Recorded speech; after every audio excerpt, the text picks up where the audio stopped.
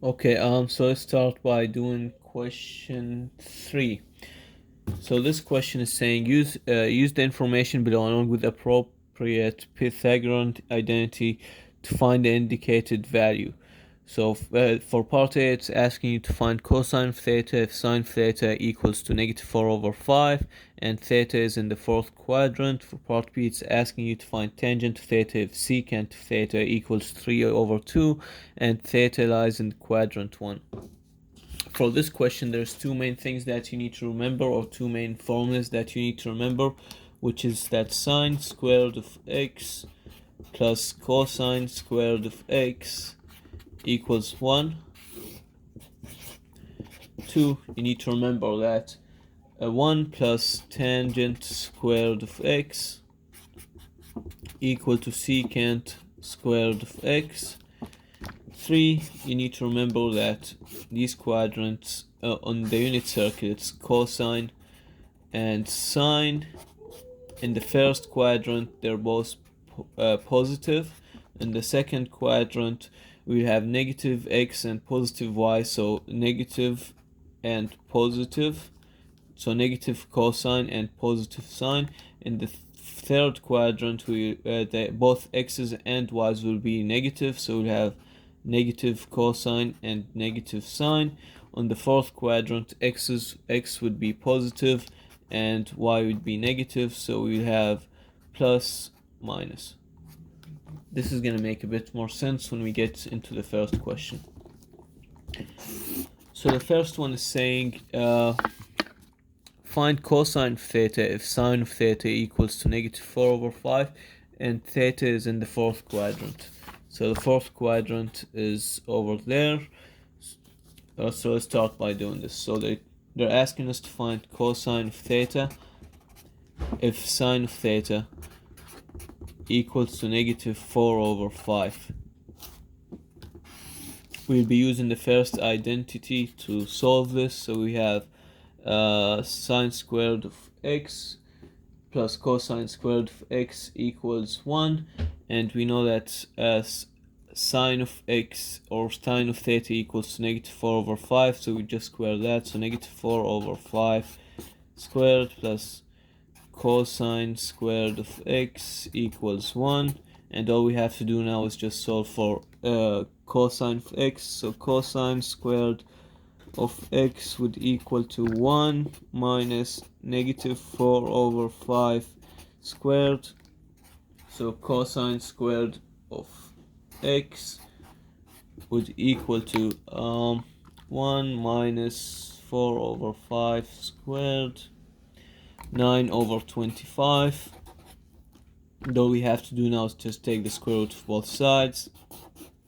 So cosine of x would equal to plus minus 3 over 5, because the square root of 9 is 3 and the square root of 25 is 5.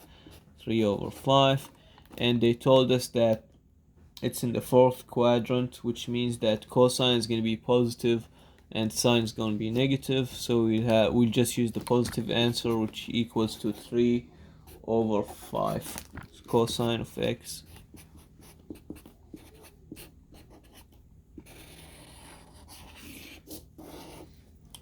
if they ask for cosine of theta, but we can just rewrite this as cosine of theta equals to 3 over 5.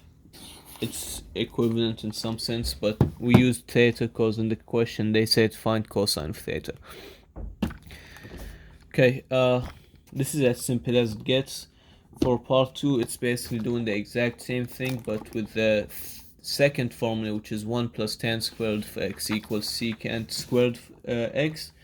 So in part B, they told us that find tangent of theta if secant of theta equals to 3 over 2 and theta lies in quadrant 1.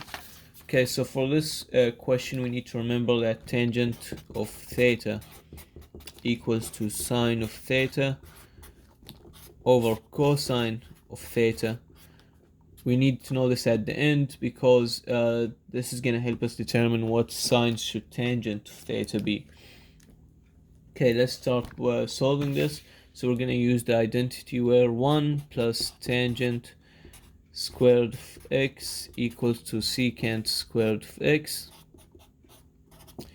We have one known and we're trying to find tangent of x. We know that secant of x